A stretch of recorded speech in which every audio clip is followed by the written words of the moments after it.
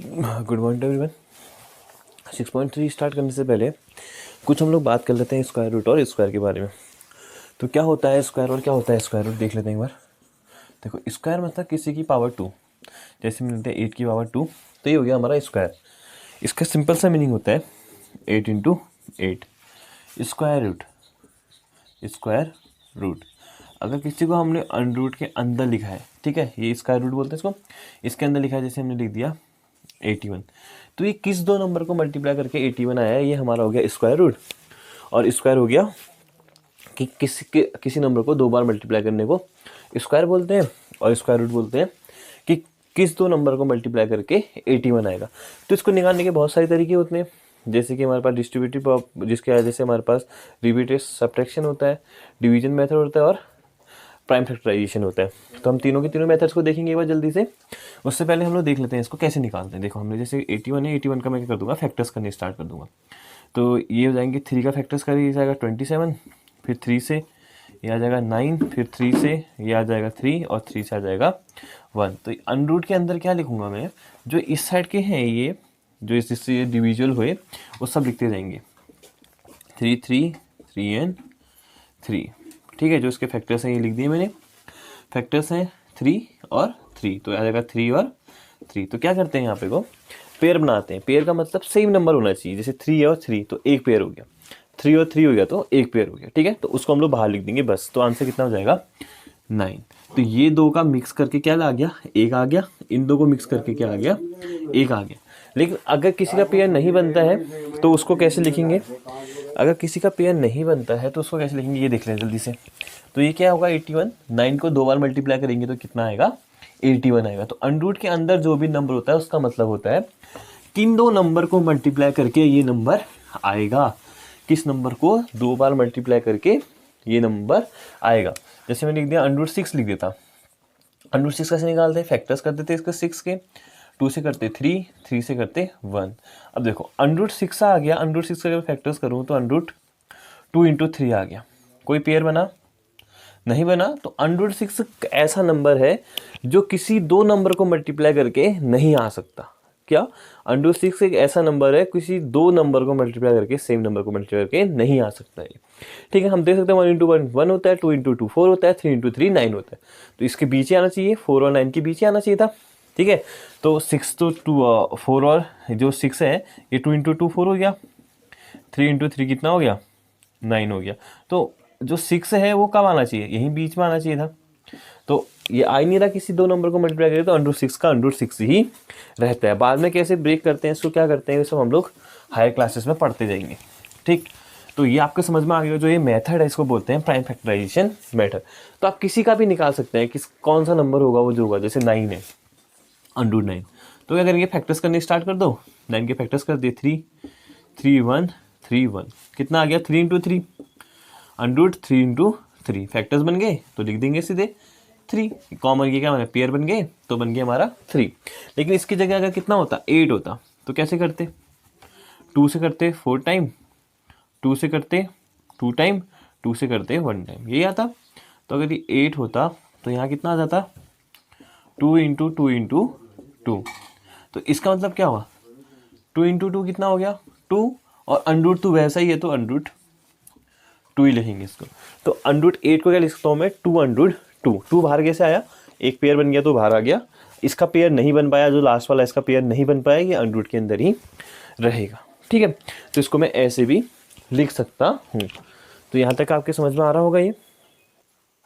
और हम सीधे क्वेश्चंस कर लेते हैं। बाकी जो मेथड्स हैं, रिपीटेड सब्ट्रैक्शन मेथड और डिवीजन मेथड कैसे निकालते हैं रूट, वो हम लोग जब क्वेश्चन आएगा उस टाइम पे को देख लेंगे, ठीक है। तो 6.3 में तो नहीं है डिवीजन मेथड हमारी, लेकिन 6.4 पे है, तो उसको नेक्स्ट चैप्टर में देखते हैं, नेक्स्ट एक्सरसाइज में देखेंगे।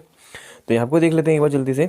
तो ये कह रहा है, जैसे हमारे एक्सरसाइज में कह रहा है वंस जीट क्या हो गई, ये कह रहा है 9801 है, इसका क्या निकालना है, स्क्वायर रूट निकालना है। स्क्वायर रूट ये है, तो कह रहा है किस दो नंबर को मल्टीप्लाई करके ये नंबर आ सकता है, उसका वंस डिजिट। वंस डिजिट मतलब पहला नंबर। अगर मैंने कोई नंबर लिख दिया तो इसमें वंस डिजिट क्या है, ये वंस ये होता है, टेंस 100 1000 सबको पता है। तो वंस डिजिट क्या हुई, इसी को हम लोग क्या बोलते हैं, यूनिट डिजिट भी बोलते हैं। क्या कहते हैं, यूनिट डिजिट भी बोलते हैं, ठीक है। कहीं भी को वंस डिजिट आता है, कहीं भी को यूनिट डिजिट आता है, तो हमें पता होना चाहिए। ठीक है, तो 9081 किसको मल्टीप्लाई करके किसकी उसकी यूनिट डिजिट क्या होगी कह रहा है। अगर किसी के लास्ट में 1 है तो क्या आना चाहिए यहाँ पे को देखो, 1 का स्क्वायर करूँ तो कितना होता है 1, इसका मतलब 1 इंटू 1 इक्वल टू 1 होगा। ऐसा लिखने का मतलब क्या है, अगर मैं इनका 11 इंटू 11 लिखूँ तो कितना आएगा, उसके लास्ट में 121 होता है, कितना आता है 1 आया। 21 इंटू 21 लिखूँ कितना आता है 441 आता है, क्या है उसकी यूनिट डिजिट में 1। तो 1 और 1 आपस में मल्टीप्लाई होंगे तो क्या आएगा, पहले में 1 ही आएगा, 1 और 1 मल्टीप्लाई होंगे तो 1 आएगा। तो ये तो फिक्स हो गया कि 11 हो, 21 हो, 31 हो, 41 हो, 61 हो, 51 हो, 71 हो, कितना ही 1 हो, 101 हो, 1001 हो, अगर उसका हम स्क्वायर निकालते हैं 1001 इंटू 1001 करते हैं तो यूनिट डिजिट में 1 ही आना है, ये फिक्स हो गया। ठीक है, तो ऐसे अगर जैसे ये नंबर है 9801 तो इसकी यूनिट डिजिट क्या होती है, किस नंबर को मल्टीप्लाई करके 2 बार मल्टीप्लाई करके ये आ सकता है, तो उसकी यूनिट डिजिट क्या हो सकती है ये बताना है हमने। तो देख लेते हैं जल्दी से। ऐसे 2 का स्क्वायर कितना हो जाएगा 4, इसका मतलब किसी वो 32 इंटू 32 आए तो पहला जो यूनिट डिजिट होगा वो 4 ही आना है, भले इसके आगे कुछ भी आए हमें नहीं पता लेकिन 4 आएगा। ऐसे 42 इंटू 42 कर दूं तो यहाँ कितना आएगा 4 ही आएगा पहला यूनिट डिजिट, ये होता है। ये क्या बताता है, यूनिट डिजिट बता रहा है। ऐसे 3 का कितना आएगा 9, 33 9 आएगा। ऐसे ही 4 का 16, 5 का 25, 6 का 36, 7 का 49, 8 का 64, 9 का 81, 0 का कितना होता है 0 ही होता है। 10 ले लो, 10 का 100, लास्ट में क्या हो गया 0 ही आ गया। ठीक है, तो ये हमारा बताता है यूनिट डिजिट्स क्या होती हैं। तो अब जल्दी से देख लेते हैं इसको। इसमें 1 है, इसके लास्ट में क्या है 1 है, तो किस 2 नंबर को मल्टीप्लाई करके 1 आ सकता है। एक तो 1 को 1 के साथ मल्टीप्लाई करके 1 आ सकता है, एक 9 के साथ आ सकता है। जैसे मैंने किया 19 इंटू 19, तो पहला कितना आएगा 1 ही आना है, बाकी भले ही कुछ आ जाए। या 9 इंटू 9 कितना आ गया 81, तो यूनिट डिजिट क्या आई 1 आई। ठीक है, तो यही हम लोग बता रहे हैं आपको कि यहाँ पे को 19 इंटू 19 क्या तो 1 आई, यूनिट डिजिट क्या आनी है 1 आनी है। ऐसे 9 इंटू 9 81 है, इसका भी यूनिट डिजिट क्या है 1 है, यूनिट डिजिट या वंस डिजिट। ठीक, तो अब ये क्या हो सकता है, किस 2 नंबर को मल्टीप्लाई करके ये आ सकता है, या तो उसकी यूनिट में 1 होगा, उस नंबर के यूनिट डिजिट में 1 होगा, या उसके यूनिट डिजिट में 9 होगा, उसी की हो सकती है। ठीक है, ऐसे नेक्स्ट बोल रहा है 99856, क्या बोला लास्ट में 6 बोला, तो 6 किस में आ सकता है 4 में आ सकता है 6, और 6 में आ सकता है 6, तो क्या हो सकता है या तो 4 हो सकता है या तो 6 हो सकता है। सेम ऐसे ही 998001 1 आ गया, फिर से किस में हो सकता है 1, या तो 1 में होगा या तो 9 वाले में होगा। सेम लास्ट वाला बोल रहा है किसके उसमें 5 हो सकता है, किस में 5 हो सकता है 5 में ही 5 हो सकता है। ठीक है, अब कौन कौन से नंबर ऐसे हैं, अगर कोई नंबर लास्ट में हो ऐसे हम लोग डायरेक्ट बता सकते हैं कि ये किसी भी 2 नंबर को मल्टीप्लाई करके नहीं आ सकता। कैसे बताएंगे हम लोग, देखो 0 है 1 है 2 नहीं है, 3 नहीं है, 4 है 5 है 6 है 7 नहीं है, 8 नहीं है। कौन कौन से नंबर नहीं है 2 3 7 8। अगर किसी के लास्ट में 2 3 7 8 आते हैं तो हम डायरेक्ट बोलेंगे वो किसी 2 नंबर को सेम नंबर को मल्टीप्लाई करके वो नंबर नहीं आ सकते हैं। जैसे लिख दिया यहाँ पे को 20 इतना लिख दिया 217, किसी भी 2 नंबर सेम नंबर को मल्टीप्लाई कर दो आपको 217 नहीं दिखेंगे।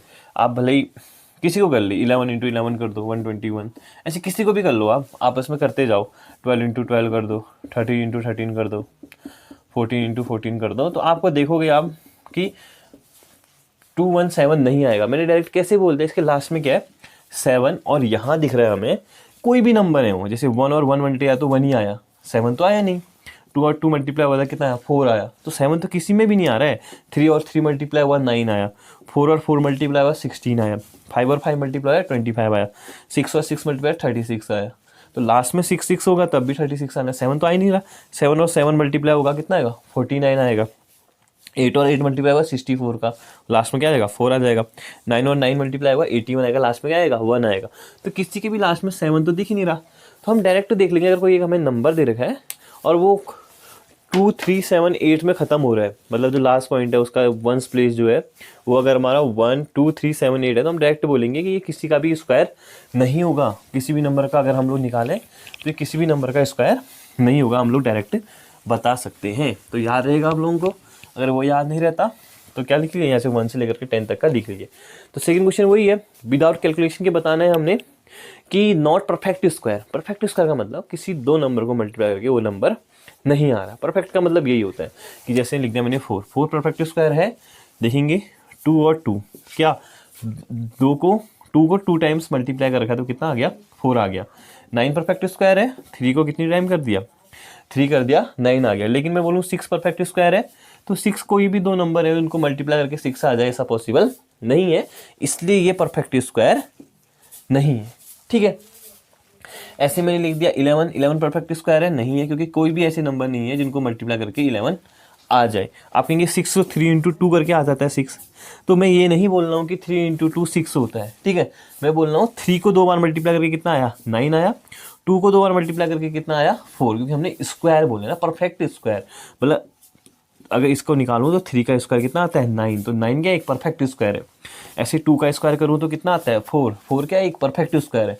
समझ में परफेक्ट स्क्वायर क्या होता है। परफेक्ट स्क्वायर का मतलब ही ये होता है कि किसी नंबर को 2 बार मल्टीप्लाई करो और वो नंबर आ जाए, 2 बार मल्टीप्लाई करूँ और वो नंबर आ जाए, वो परफेक्ट स्क्वायर है।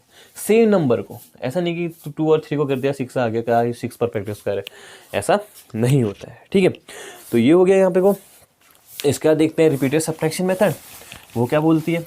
रिपीटेड सब्ट्रैक्शन कहती है कि आपके जो ऑड, अब देखते हैं रिपीटेड सब्ट्रैक्शन। तो रिपीटेड सब्ट्रैक्शन में होता क्या है और हमें क्या करना होता है एक बार देखते हैं जल्दी से।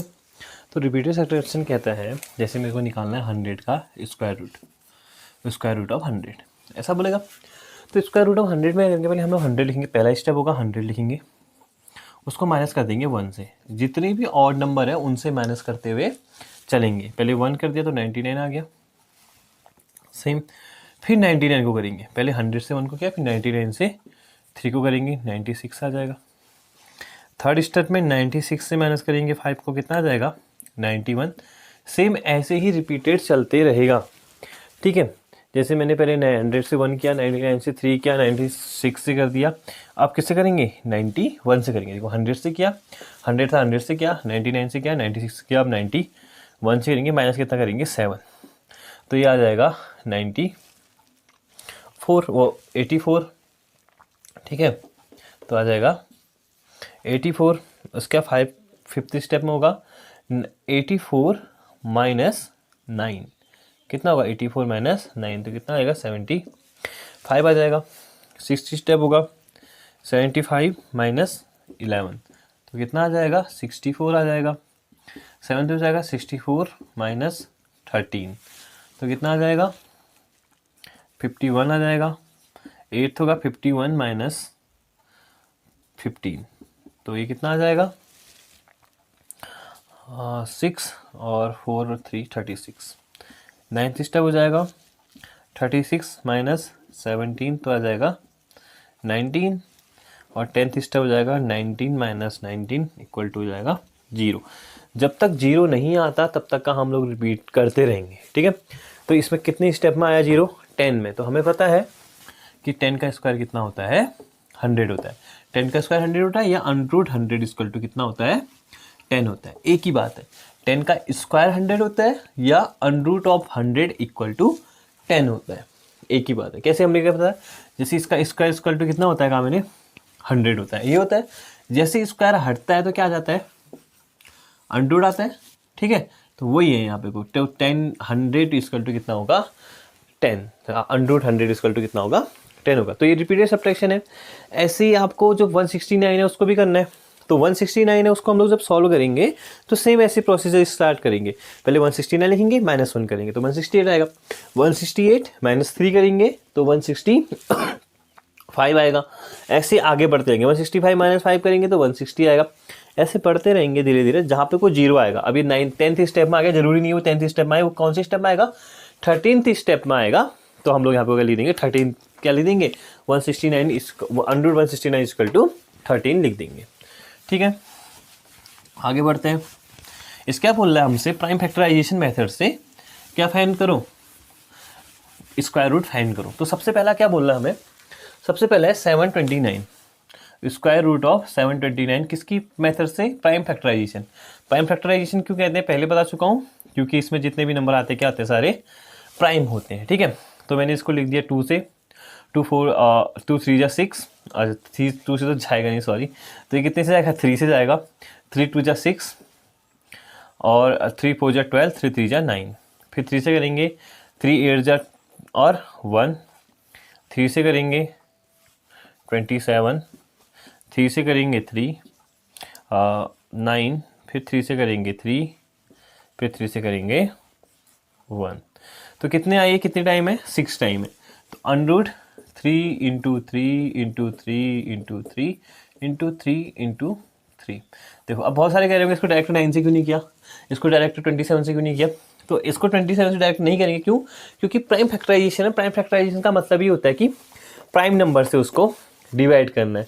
अगर मैं पहले 3 से कर रहा हूँ तो 3 से ही करूँगा इसको, मैं इसको डायरेक्ट 9 से नहीं कर सकता, क्योंकि 9 क्या होता है, कंपोजिट नंबर होता है, 3 क्या होता है, प्राइम। तो प्राइम फैक्टराइजेशन है तो प्राइम नंबर से ही आने चाहिए, ठीक है। तो इसलिए जब भी हम लोग फैक्टर्स करते हैं तो हम लोग कौन सी मेथड होती है, प्राइम फैक्टराइजेशन मेथड होती है।